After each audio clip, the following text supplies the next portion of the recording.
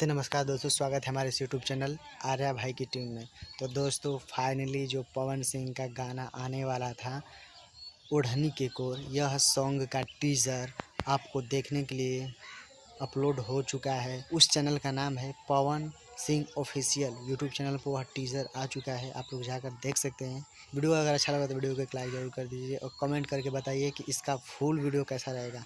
और दोस्तों मैं बताना चाहता हूँ कि जो इसमें फिट जोड़ी है, एक्ट्रेस की जो फिट जोड़ी है वो है टिकटॉक स्टार कोमल सिंह, जो कि आप बहुत सारे अब यूट्यूब पर वीडियो देख रहे हैं कोमल सिंह का। उसी का ये सब उसी गाने में ये पवन सिंह के गाने में वो रोल की हैं कोमल सिंह। तो आप लोग को गाना बहुत अच्छा लगा होगा, तो प्लीज़ वीडियो को एक लाइक करिए, कमेंट करिए और अपने दोस्तों में शेयर करिए। अगर ये मेरा वीडियो अच्छा लगा तो वीडियो को आप लोग ज़्यादा से ज़्यादा शेयर करिए।